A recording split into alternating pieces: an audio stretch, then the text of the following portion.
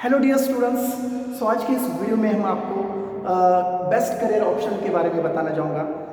After 12 science वो कौन से बेस्ट करियर ऑप्शंस हैं जो आप सिलेक्ट कर सकते हो।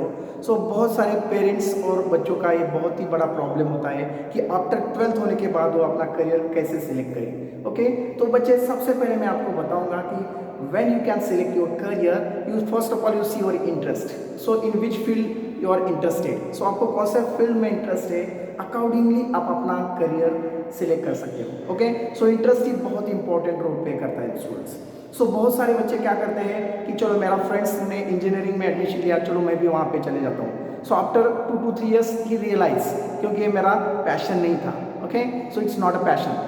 क्योंकि वो उसका फ्रेंड्स वहाँ पे गया इसलिए वो भी वहाँ पे गया, वहाँ पे उसका मन नहीं लगता। 2-3 साल के बाद जब 1-2 साल में वो फर्स्ट ईयर सेकेंड ईयर में फेल हो जाता है, so he come back to in another field. तो ऐसा आपको प्रॉब्लम नहीं फेस करना चाहिए। और बहुत सारे स्टूडेंट्स जो होते हैं उनको मेडिकल में इंटरेस्ट ही नहीं होता, फिर भी वो उसके कोई फ्रेंड्स MBBS या BMS पेमेंट शीट पे ले लेते हैं, तो ये भी वहाँ पे चले जाते हैं। आपको करियर ऐसा सिलेक्ट करना है जैसे कि आपको किसी फील्ड में अगर रियल में आपको इंटरेस्ट है। ओके, अगर आप डॉक्टर बनना चाहते हैं, अगर आप कहीं पे एक्सीडेंट हो रहा है और वहाँ पे जो भी ब्लड गिर रहा है, तो ब्लड देख के अगर आप पूरे डर के वहीं पे चक्कर आके गिर गए, तो आप डॉक्टर बन सकते हैं क्या? नहीं बन सकते। तो आप डॉक्टर बन ही नहीं सकते उस टाइम। आपको ऐसी करियर ऑप्शन सिलेक्ट करना है जिस फील्ड में आपको रियल में इंटरेस्ट हो। ओके स्टूडेंट्स, आपको इस चीज़ की ध्यान देना है कि आपका किस चीज़ में इंटरेस्ट है। Accordingly you can select your career. Okay, आज मैं इस वीडियो में आपको इस करियर ऑप्शंस के बारे में बताऊंगा कि 12 साइंस के बाद आपको कौन सा करियर सेलेक्ट करना चाहिए। तो सबसे पहले मैं आपको मेडिकल कोर्सेज के बारे में बताऊंगा कि मेडिकल में कौन से वो टॉप कोर्सेज हैं जो आप कर सकते हो, और उसके बाद मैं आपको इंजीनियरिंग के कोर्सेज बताऊंगा जो आपको करना चाहिए। ओके, और उसको कैसे सिलेक्ट करना चाहिए, ये सब सारी चीज़ें मैं आपको इस वीडियो में बताऊंगा। आप अंत तक इस वीडियो में बने रहिए। अगर आप इस चैनल पर नए हो तो प्लीज़ चैनल को सब्सक्राइब करना ना भूलें। गाइज, तो चलिए आप पहले मेडिकल कोर्सेज के बारे में जान लेते हैं। मेडिकल कोर्सेज जो है, तो सबसे पहले टॉप कोर्स में आता है MBBS। यहाँ पे मैंने लिखा है MBBS। क्या होता है MBBS का मतलब? Bachelor of medicine and bachelor of surgery. Okay, यह 5.5 ईयर का कोर्स होता है और एक साल इंटर्नशिप होती है। अगर आप MBBS कर लेते हो तो आप डॉक्टर बन जाते हो। इसके लिए एलिजिबिलिटी क्राइटेरिया क्या होता है? MBBS 12th PCB ग्रुप होना बहुत ही जरूरी है। Physics, chemistry and biology, that is a must. Okay, और PCB में आपको 50% होना चाहिए। फिजिक्स, केमिस्ट्री और बायोलॉजी में 50% मार्क्स होने बहुत जरूरी है। और इसके साथ आपको नीट एग्जाम देनी पड़ती है, नीट NEET। ओके, ये आपको पता ही होगा। NEET means national eligibility cum entrance test. अगर आप नीट में अच्छे स्कोर कर पाते हो, मीन्स 500 प्लस आपको मार्क्स आ जाता है, तो आपको गवर्नमेंट MBBS का सीट मिल जाता है और वहाँ पे आप 5.5 ईयर्स का MBBS कोर्स कर सकते हो और एक आप अच्छे डॉक्टर बन सकते हो। ओके स्टूडेंट्स, MBBS के बाद भी आपको बहुत सारे करियर्स है। आप चाहे तो आप अपना खुद का क्लिनिक खोल सकते हो, खुद प्रैक्टिस कर सकते हो, या मेडिकल ऑफिसर करके कहीं भी गवर्नमेंट में जॉब कर सकते हो। अगर आपको इसमें और आगे बढ़ना है तो आप MD कर सकते हो। ओके, MS कर सकते हो। MD इन गायनेक, MD इन पीडियाट्रिशियन, ओके, MD इन ऑर्थोपेडिक्स। ऐसे बहुत सारे स्पेशलाइजेशन है, वो आप इस MBBS में कर सकते हो। ओके स्टूडेंट्स, तो उसके बाद सेकेंड कोर्स आता है BDS यानी कि bachelor of dental surgery. Dentist जो होते हैं वो BDS करते हैं। ये 4 ईयर्स का कोर्स, 4.5 ईयर का कोर्स होता है। उसके बाद 1 साल का इंटर्नशिप होता है। ये भी BDS का भी सेम एलिजिबिलिटी क्राइटेरिया है। आपका PCB ग्रुप होना है और नीट एग्जाम आपको क्रैक करनी है। इसमें मेरिट थोड़ा सा कम होता है, लेकिन ऑलमोस्ट सेम टाइप का मेरिट होता है, इतना ही ज़्यादा कम मेरिट नहीं होता है। तो BDS के बाद आप अपना खुद का डेंटल का क्लिनिक खोल सकते हो, या आप आगे जो भी MD है MD कर सकते हो। इसमें भी बहुत अच्छी अपॉर्चुनिटी है। उसके बाद BMS आता है स्टूडेंट्स, 3rd रैंक पे, bachelor of Ayurvedic medical surgery. ये भी बहुत अच्छा कोर्स है, 4 ईयर्स का ये कोर्स होता है। इसके बाद आप एलोपैथिक और आयुर्वेदिक दोनों भी प्रैक्टिस कर सकते हैं, खुद की क्लिनिक खोल सकते हैं। ये बहुत ही अच्छा कोर्स है। सो ये भी 4 ईयर्स का होता है। उसके बाद एक साल इंटर्नशिप होती है, इसमें भी आप एमडी कर सकते हो। ओके, सो उसके बाद BHMS bachelor of homeopathic medical surgery, so इसका भी सेम टाइप का कोर्स है। ये भी 4 साल का होता है। इसके बाद भी आप प्रैक्टिस कर सकते हो, खुद का क्लिनिक बना सकते हो। सो BMS बैचलर ऑफ यूनानी मेडिकल सर्जरी है, सो ये भी सेम है, 4 साल का होता है। उसके बाद आप कोर्स प्रैक्टिस कर सकते हो। सो ये वेटरनरी है, BVSC करके वेटरनरी डॉक्टर्स, सो ये भी कोर्स है, ये भी 4 साल का आता है। सो ये भी आप कर सकते हो, इसमें भी आपको बहुत सारी करियर अपॉर्चुनिटीज़ है। उसके बाद नेचुरोपैथी का एक कोर्स आता है BNYS करके। ओके, नेचुरोपैथी में आप एलोपैथिक आयुर्वेदिक का प्रैक्टिस कर सकते हैं, और नेचुरोपैथी जो भी मेडिसिन है उसके बारे में बहुत सारी डीप में जानकारी आपको यहाँ पे मिलती है। और नेचुरोपैथी का जो भी डिसीजेस है उसको नेचुरोपैथी से कैसे क्योर किया जाए, नेचुरोपैथी, एक्यूप्रेशर, एक्यूपंक्चर, बहुत सारे कोर्सेस इसमें अवेलेबल होते हैं। सो आप ये कर सकते हो। सो उसके बाद बी फार्मेसी होता है, बैचलर ऑफ फार्मेसी। ओके, सो ये 4 साल का कोर्स होता है।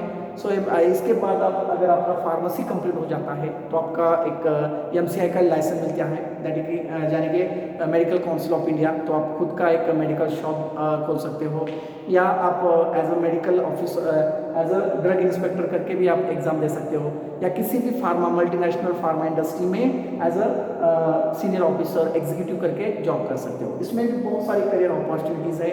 आफ्टर बी फार्मेसी आप M.Pharmacy कर सकते हो। ओके, बाद में आप रिसर्च फील्ड में जा सकते हो, एज ए साइंटिस्ट तक आप पहुंच सकते हो, उसमें लेक्चरर बन सकते हो फार्मेसी कॉलेज के ऊपर आफ्टर M.Pharmacy। उसमें आप PhD कर सकते हो। बहुत सारे इसमें भी करियर अपॉर्चुनिटीज़ हैं। Pharmacy is very vast branch, यहाँ पे सब मेडिसिन के बारे में स्टडी किया जाता है, कैसे मेडिसिन बनाते हैं, प्रिपरेशन क्या है, मेडिसिन का फॉर्मूला क्या होता है, how the medicine will act on the body, हमारे बॉडी के ऊपर उसका कैसा असर होता है। So everything will study in the pharmacy. Okay students, so ये भी बहुत ही अच्छा करियर ऑप्शन है, लेकिन आपको अपना इंटरेस्ट देखना है। आपको रियल में इस चीज़ में इंटरेस्ट है तभी आप ये फार्मेसी का ऑप्शन सिलेक्ट कर सकते हो। उसके बाद आता है BSc nursing. Okay, BSc nursing में 4 साल का आता है। सो BSc नर्सिंग में मोस्टली क्या होता है कि आप एज अ नर्स करके किसी भी हॉस्पिटल में जॉब कर सकते हो। सो आपको पता है नर्स, सो डॉक्टर को हेल्प करते हो, जो भी इंजेक्शन सलाइन लगाते हैं, सो आपको जॉब मिल सकता है। उसके बाद आप MSc नर्सिंग करके भी आपको हाई पोस्ट मिल जाती है। ओके स्टूडेंट्स, सो इसके बाद ये जो टॉप कोर्सेस है, सो इसको छोड़कर भी सम पैरामेडिकल डिप्लोमा कोर्सेस है, ये 2 and 3 ईयर्स के होते हैं। So these are the paramedical diplomas. So first आता है नर्सिंग। ओके, नर्सिंग भी कर सकते हैं आप आफ्टर 12th, 2 साल का या 3 साल का कोर्स आता है DNB करके। सो उसके बाद आप diploma in anaesthesia. Okay, anaesthesia जैसे कि कोई सर्जरी होती है तो उस वहाँ पे एनेस्थीसिया का बहुत ही अहम रोल होता है। विदाउट एनेस्थीसिया कोई भी MS डॉक्टर जो भी होता है वो ऑपरेशन नहीं कर पाता। सो एनेस्थेसिस टेक्नीशियन जो 2 साल का कोर्स है वो आप कर सकते हो। इसमें भी बहुत आपको अच्छी अपॉर्चुनिटीज़ है, कौन से भी ऑपरेशन थिएटर में आप एज अ एनेस्थेसिया करके ज्वाइन हो सकते हो। कोई भी गवर्नमेंट हॉस्पिटल हो या प्राइवेट हॉस्पिटल हो, वहाँ पे आपको अच्छी अपॉर्चुनिटी मिलेगी। उसके बाद आता है dental hygiene. Okay, so dental hygiene means जो BDS डॉक्टर्स होते हैं या MDS डॉक्टर होते हैं उनको सपोर्ट करते हैं, मीन्स उनको हेल्प करते हैं। जैसे कि डेंटल की कोई सर्जरी हो तब डेंटल हाइजीन का जो डिप्लोमा किया हुआ है तो वो लोग वहाँ पे उनको हेल्प कर सकते हैं। ओके, सो उसके बाद आता है medical lab technician. Okay, medical lab technician में सो इसमें जनरली क्या होता है, ब्लड टेस्टिंग, CBC टेस्टिंग आता है, WBC, RBC, पूरा ब्लड टेस्ट हम इसमें करते हैं। सो ये मेडिकल लैब टेक्नीशियन का 2 साल का जो कोर्स है ये करके आप अपनी खुद की लैब खोल सकते हो, और जो भी डायग्नोस्टिक सेंटर है, डायग्नोस्टिक सेंटर अच्छा बना सकते हो, उसमें आप करियर कर सकते हो। या आपको खुद का इतना इन्वेस्टमेंट नहीं है तो आप कहीं पे भी बड़े डायग्नोस्टिक सेंटर में एज अ लैब असिस्टेंट करके ज्वाइन हो सकते हो, as a medical lab technician करके ज्वाइन हो सकते हो। सो ये भी बहुत ही अच्छा करियर ऑप्शन है स्टूडेंट्स। अगर आपको रियल में सो इन चीज़ों में इंटरेस्ट है कि चलो मुझे चेकिंग करना अच्छा लगता है, ब्लड सैंपल टेस्ट करना, ब्लड सैंपल कलेक्ट करना, सो इस चीज़ों में अगर आपको रियल में इंटरेस्ट है तो डेफिनेटली ये करियर आपके लिए है। ओके, सो नेक्स्ट आता है मेडिकल एक्सरे टेक्नीशियन। सो जो भी बोन फ्रैक्चर्स होता है, बॉडी की कोई भी पार्ट अगर फ्रैक्चर हो जाता है तो हम एक्सरे निकालते हैं, ये आपको पता है। तो वहाँ पे भी एक टेक्नीशियन होना जो बहुत ही ज़रूरी होता है। सो जो भी एमडी डॉक्टर्स होते हैं उनको सपोर्टिंग हैंड करके एक मेडिकल एक्सरे टेक्नीशियंस होते हैं जो आपका एक्सरे निकाल सकते हैं, जो भी पेशेंट्स है उनका एक्सरे निकालने के लिए हेल्प करते हैं। सो ये भी बहुत ही अच्छा करियर ऑप्शन है, क्योंकि हर हॉस्पिटल में एक्सरे टेक्नीशियन की रिक्वायरमेंट होती है, तो आप यहाँ पे अच्छे से करियर कर सकते हो। सो नेक्स्ट है operation theatre technician. Operation means OT assistant भी बोलते हैं हम इसको। सो जहाँ पे भी बड़े बड़े हॉस्पिटल्स हैं जहाँ पे सर्जरी होती है वहाँ पे ओटी असिस्टेंट की बहुत ज़रूरी होती है, क्योंकि बहुत सारी सर्जरी में डॉक्टर्स एमएस डॉक्टर जो भी होते हैं सो खुद से हर चीज़ नहीं कर पाते। तो ओटी असिस्टेंट एक ऐसा कोर्स है जहाँ पे आपको पूरी डिप में नॉलेज दी जाती है कि ऑपरेशन में क्या क्या चीज़ करना चाहिए। सो अकॉर्डिंगली आप एक ओटी असिस्टेंट करके एक अच्छा करियर कर सकते हैं। या अगर आप ओटी असिस्टेंट आपने कर लिया तो कौन से भी हॉस्पिटल में आपको जॉब मिल सकता है। ओके स्टूडेंट्स, सो नेक्स्ट आता है ophthalmic assistant. Ophthalmic means I से रिलेटेड है। ऑप्थेल्मोलॉजिस्ट जो होते हैं सो जो आई स्पेशलिस्ट होते हैं सो वहाँ पे एज अ सपोर्टिंग हैंड करके सो इस पर्सन को जॉब मिल सकता है जो भी ऑप्थेल्मिक असिस्टेंट का कोर्स किया है। ये भी 2 साल का कोर्स है। ओके, उसके बाद ब्लड ट्रांसफ्यूजन टेक्नीशियन। सो जो भी डायलिसिस प्रोसेस होती है, ब्लड ट्रांसमिशन प्रोसेस होती है, तब कोई भी टेक्नीशियन वहाँ पे होना है। सो ये भी उनमें जो भी ब्लड ट्रांसफ्यूजन टेक्नीशियन है उनको पूरा डीप में नॉलेज दिया जाता है। सो बहुत सारे हॉस्पिटल में इसकी रिक्वायरमेंट होती है ब्लड ट्रांसफ्यूजन प्रोसेस के बारे में। So how when we transfer the blood कैसे ट्रांसफर किया जाए, सो ब्लड ट्रांसफ्यूजन के टाइम कौन सी आपको केयरिंग लेना है, ये सब पूरी डीप में नॉलेज इस कोर्स में आपको दिया जाता है। That is a blood transfusion technicians. उसके बाद आता है BSc in health science and nutrition. So ये भी बहुत ही इंपॉर्टेंट कोर्स है। बीएससी है, बीएससी में बहुत सारे कोर्सेस आते हैं वो मैं आपको बताऊंगा। सो बीएससी इन रेडियोलॉजी होता है सो जिसमें एक्सरे आता है पूरा। सो रेडियोलॉजिस्ट करके आप वहाँ पे जॉब कर सकते हो। सो BSc in biotechnology. So biotechnology करके भी आप अच्छा करियर आपका सेट कर सकते हो, बड़े बड़े इंडस्ट्री में आप जॉब कर सकते हो। Okay, so then BSc agriculture. So आपको पता है BSc agri. So BSc agri करके भी आप एग्रीकल्चर फील्ड में अच्छा ग्रो कर सकते हो, या एमएससी एग्री कर सकते हो। सो अगर आपको एग्री में इंटरेस्ट नहीं है, अगर बीएससी एग्री करके भी आप उसके बाद आप एज अ उसके बाद आप कोई भी कॉम्पिटिटिव एग्जाम जैसे कि एमपीएससी होती है, केपीएससी कर्नाटका और यूपीएससी होती है, एज अ आईएएस आईपीएस के जो भी पोस्ट होते हैं उसके लिए भी आप अप्लाई कर सकते हैं। ओके स्टूडेंट्स, तो उसके बाद होता है बायोफॉर्मेटिक्स। बायोफॉर्मेटिक्स का ये क्या होता है, बीएससी बायोफॉर्मेटिक्स जैसे भी जो भी क्राइम ब्रांचेस होती है सो उन क्राइम ब्रांचेस में बायोफॉर्मेटिक्स बहुत इंपॉर्टेंट रोल प्ले करता है। सो क्राइम ब्रांचेस में बीएससी बायोफॉर्मेटिक्स वहाँ पे आपको इजीली जॉब मिल सकता है। So genetics, so it is genetic में अभी इंजीनियरिंग भी आ चुका है, जेनेटिक इंजीनियरिंग। सो मेडिकल में भी आता है जेनेटिक्स। ओके, सो जेनेटिक्स बीएससी आप कर सकते हो और बहुत सारे बड़े बड़े इंस्टीट्यूट में आपको जॉब मिल सकता है। उसके बाद BSc botany and zoology. Okay, botany means study of plant and zoology means study of animals. So आप बीएससी बॉटनी कर सकते हो। ओके, सो उसके बाद आप एमएससी कर सकते हो। एमएससी करने के बाद आप पीएचडी कर सकते हो, रिसर्च में जा सकते हो। ओके, सो आप एज अ लेक्चरर करके भी आप पढ़ा सकते हो बॉटनी जूलॉजी दोनों में भी आप पीएचडी एमएससी तक पहुंच सकते हो। एज अ साइंटिस्ट करके भी आप वर्क कर सकते हो। सो यहाँ पे भी आपको बहुत बड़ी करियर अपॉर्चुनिटीज़ हैं। बॉटनी क्या, तो आपके फॉरेस्ट में भी आपको जॉब मिल सकता है as a forest officer. Zoology जो भी जू होते हैं वहाँ पे भी एमएससी जूलॉजी चाहिए, और आप after PhD so you join as a researcher in any industry. Okay, so after that pathology आता है जहाँ पे लैब टेस्टिंग होता है। Okay, so as a BSc pathology आप कर सकते हैं जहाँ पे पूरा आप सेटअप कर सकते हो, खुद का एक डायग्नोस्टिक सेंटर खोल सकते हो और एज अ पैथोलॉजी करके आप जॉब कर सकते हो। सो ऑडियोलॉजी भी बहुत ही अच्छा बीएससी के बाद में कोर्स है जो ईयर से रिलेटेड है। उसके बाद बीएससी ईवीएस क्या होता है, environmental science. Okay, environmental science अभी बहुत इंपॉर्टेंट है क्योंकि इन्वायरमेंट में बहुत सारे पॉल्यूशंस बढ़ रहे हैं। सो बहुत सारे फार्मा इंडस्ट्रीज में पॉल्यूशंस बढ़ता है, तो वहाँ पे एज अ पॉल्यूशन कंट्रोलर करके भी वहाँ पे जॉब मिलता है। आफ्टर ईवीएस बीएससी ईवीएस कर सकते हो, उसके बाद आप एमएससी ईवीएस कर सकते हो।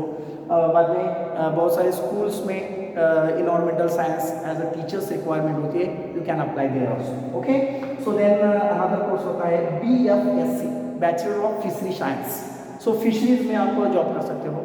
ओके, जहाँ पे फिशरी प्रोडक्शन होता है वहाँ पे BFSC वाले वहाँ पे बहुत सारी नीड होती है। उसके बाद आप MFSC कर सकते हो, मास्टर ऑफ फिशरी साइंस, उसमें आप रिसर्च कर सकते हो, PhD कर सकते हो और बहुत बड़े पोस्ट तक आप पहुँच सकते हो। So guys, I hope everybody understand this medical process. So आपको इसमें से कोई भी करियर ऑप्शन आप सिलेक्ट कर सकते हो, लेकिन आप अपना इंटरेस्ट देखिए। उसके बाद ये पैरामेडिकल कोर्सेस है। अगर आपको ये मेडिकल कोर्स बहुत बड़ा लगता है कि बहुत टाइम इसको जाएगा 5 इयर्स 6 इयर्स, तो आप ये पैरामेडिकल कोर्सेज भी कर सकते हो और खुद का एक डायग्नोस्टिक सेंटर लैब खोल सकते हो। ओके गाइस, तो सबसे पहले आप क्या करिए, सो इस मेडिकल कोर्सेज का एक स्क्रीनशॉट लीजिए। उसके बाद मैं आपको पूरा इंजीनियरिंग फील्ड के बारे में जानकारी दूंगा। So guys, take a screenshot of this.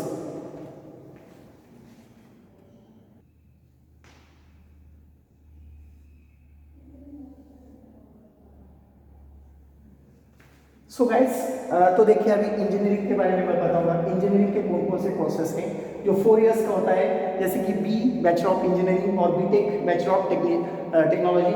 Okay, so सबसे पहले इंजीनियरिंग जो कोर्सेस होते हैं, सो उसके लिए आपको बहुत ही जरूरी चीज़ होती है PCM ग्रुप होना। 12th साइंस के बाद फिजिक्स, केमिस्ट्री और मैथमेटिक्स ये सब्जेक्ट आपको होना चाहिए।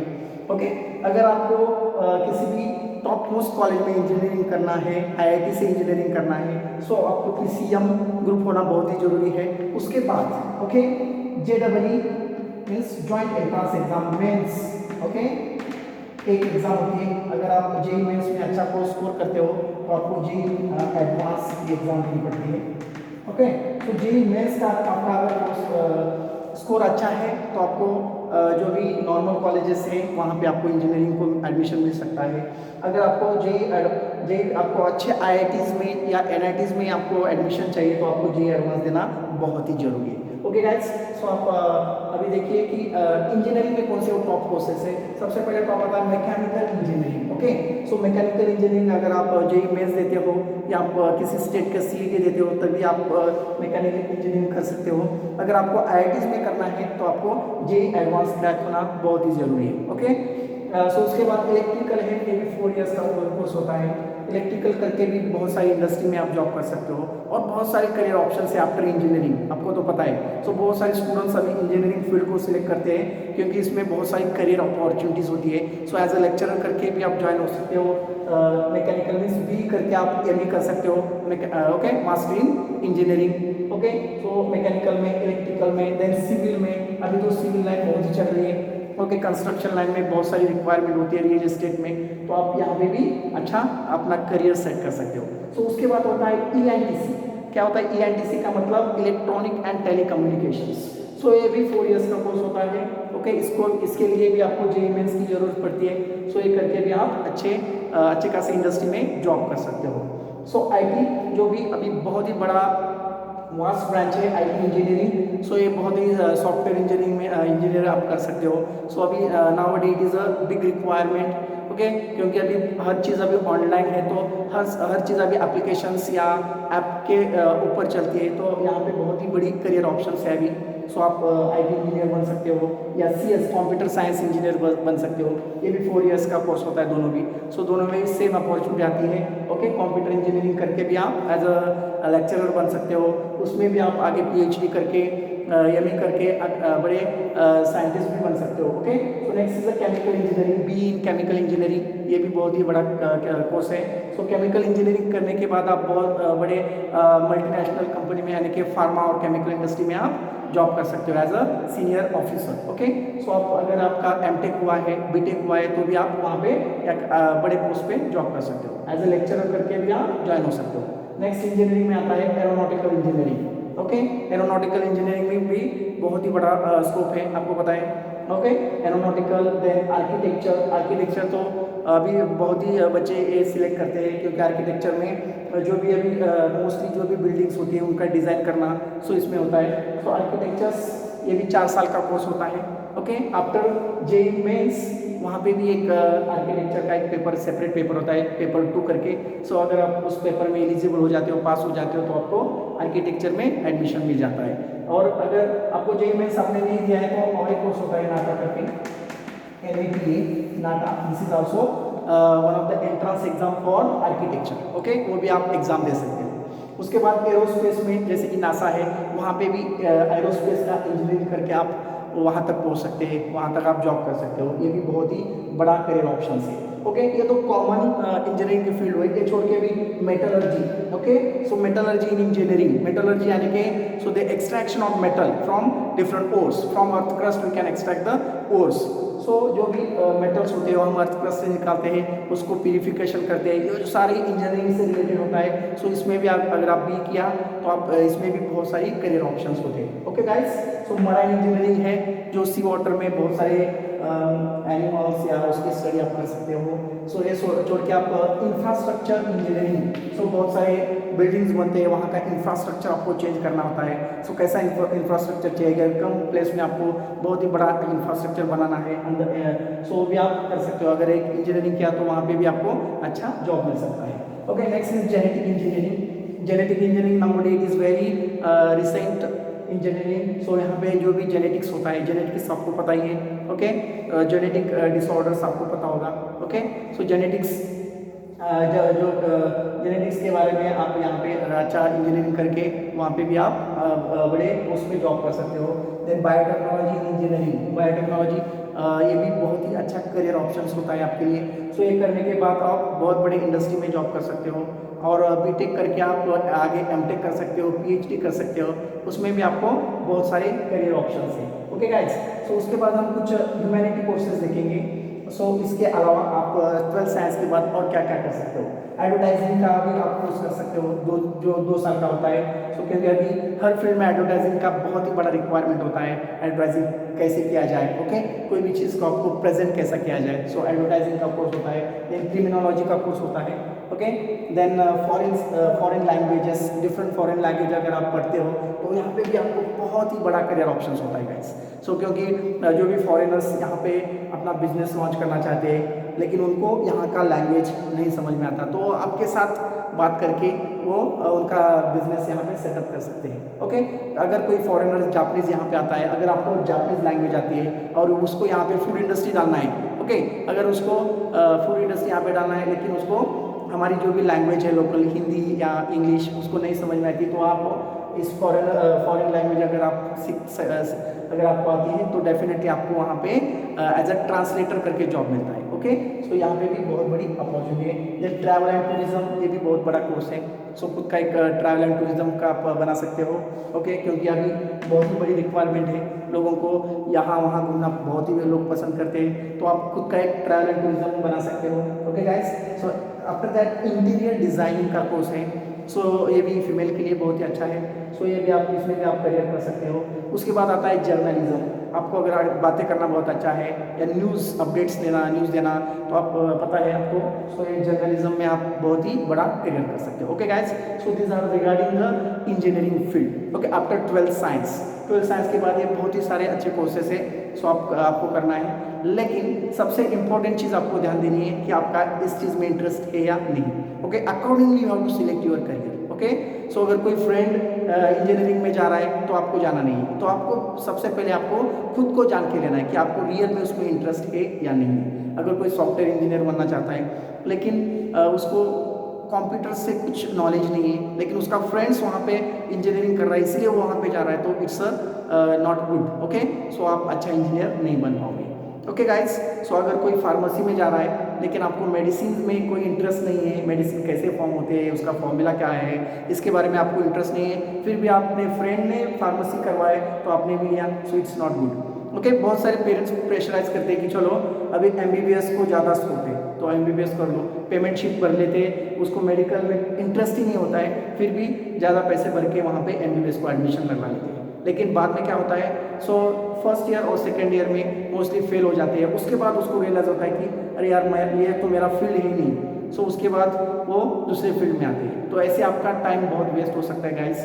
तो इसलिए आपको क्या करना है, आपका इंटरेस्ट देखना है। ओके, सो अगर अपने पेरेंट्स ने बताया कि आपको इस फील्ड में जाना है, तो आप पहले देखो कि आपको रियल में उसमें इंटरेस्ट है या नहीं, तभी आप वो करियर सिलेक्ट कर सकते हो। अगर आपको इस करियर ऑप्शंस के बारे में कुछ डाउट्स हैं या कुछ क्वेरीज होती है तो आप कमेंट सेक्शन में डालो, उसके ऊपर हम सेपरेट वीडियो बना सकते हैं। अगर आपको MBBS के बारे में कुछ वीडियो जानकारी चाहिए या इंजीनियरिंग फील्ड के बारे में इन डीप में नॉलेज चाहिए तो definitely I will give a separate video on that. Okay guys, so आपको समझ में आएगा कि कौन से करियर ऑप्शन है, और एक करियर बहुत ही इंपॉर्टेंट रोल है। सो एक बार आपको करियर सेलेक्ट करना है, सो बार बार करियर नहीं होता है। ओके, अगर आज इंजीनियरिंग को एडमिशन लिया, 1 साल के बाद आपको लग रहा है चलो मेडिकल में जाना है, मेडिकल में इंटरेस्ट नहीं लग रहा है, बाद में चलो लग रहा है किसी के जेनेटिक इंजीनियरिंग करना है या जर्नलिज्म बनना है, सो इट्स नॉट गुड। ओके, इसमें आपका बहुत ही टाइम जाएगा, 5-6 साल के बाद आपको रियलाइज होगा कि अरे यार मेरा करियर ऑप्शन ही नहीं था। तो आपको पहले ही सिलेक्ट कर लो। ओके, आपका इंटरेस्ट देखो, उसके ऊपर एनालिसिस करो। अगर आपको डॉक्टर बनना है तो पहले उसके ऊपर स्टडी करो, यस कि डॉक्टर बनने के लिए मुझ में वो क्वालिटी है या नहीं। ओके, मैं अच्छा डॉक्टर बन पाऊंगा या नहीं, तभी जाके आप वो करियर सेलेक्ट करो। आपको अगर मैकेनिकल इंजीनियर बनना है तो आपको मशीन से प्यार है, मशीन आपको अच्छी लगती है, मशीन को आप खोल सकते हो। इसमें अगर आप पहले से ही माहिर हो, आपको पहले से इसमें नॉलेज हो तो definitely go for the mechanical engineering. आपको इलेक्ट्रिकल इंजीनियर में जाना है लेकिन आपको सर्किट ही पता नहीं है, कैसे इलेक्ट्रिक करंट पास होता है, क्या होता है, वायरिंग कैसे होती है, अगर इसमें ही आप कन्फ्यूजन होते हो, आप उससे डरते हो करंट से, तब आप अच्छा इलेक्ट्रिकल इंजीनियर नहीं बन पाओगे। गाइस समझ में आ रहा है आपको? अगर आप इंजीनियर IT इंजीनियर बनना चाहते हो, आपको कंप्यूटर का अच्छा नॉलेज होना चाहिए। सो ये सब चीज़ें बहुत ही मायने रखती है। ओके, इसके अलावा भी आप प्लेन BSc कर सकते हो, BSc in chemistry, BSc in physics, BSc in mathematics, उसके बाद आप MSc कर सकते हो, PhD कर सकते हो, और इसमें बहुत सारी करियर अपॉर्चुनिटीज होती है। ओके गाइस, सो 12th साइंस के बाद आप कौन से भी स्ट्रीम में जा सकते हो, you can go for arts also. Okay, so आप लॉ भी कर सकते हो, आप 12th साइंस के बाद आप BSc करके आप LLB कर सकते हो, एडवोकेट बन सकते हो, बहुत सारे करियर ऑप्शंस आपके पास है। Okay guys, so please take the screenshot and note down this career options. अगर आपको इसमें कुछ प्रॉब्लम आता है तो definitely write in comment section. Okay guys, thank you so much for watching this video. Before that you take a screenshot.